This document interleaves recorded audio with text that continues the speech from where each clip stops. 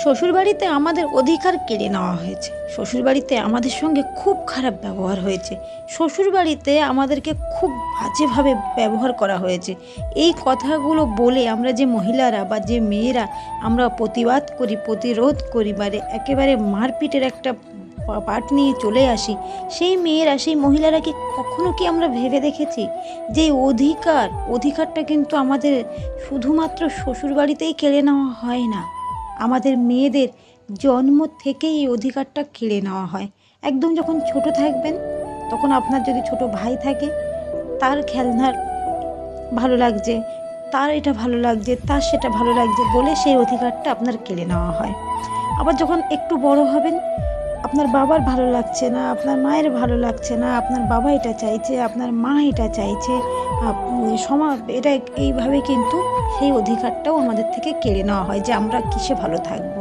যখন আরেকটু বড় হবেন, যৌবনে পেরোবেন, সমাজ এটা চাইছে না, প্রতিবেশী এটা চাইছে না, পাড়ার লোক এটা চাইছে না, আত্মীয় স্বজন এটা চাইছে না, এরা পছন্দ করছে না, ওরা পছন্দ করছে না, করতে করতে কিন্তু সেখানেও আমাদের অধিকার, আমাদের স্বপ্ন, আমাদের আশাকে কেড়ে নেওয়া হয়।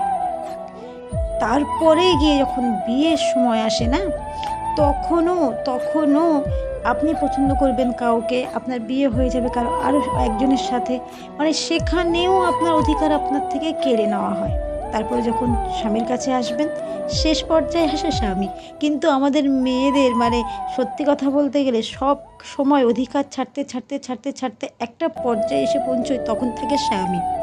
বেচারা গো বেচারা, কী করবে?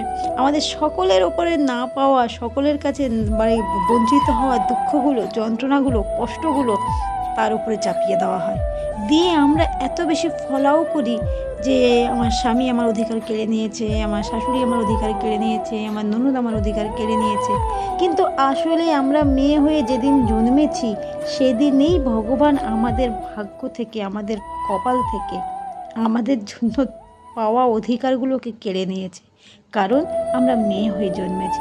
তাই স্বামী, শ্বশুরবাড়ি, বাপের বাড়ি, আত্মীয় স্বজন, পরিবার কেউ আমাদের অধিকার কেড়ে নেয় না, যদি না আমরা নিজেরা এটা বুঝতে শিখে যাই যে মেয়ে হয়ে জন্মানোটাই বোধহয় সব থেকে বড় অপরাধ।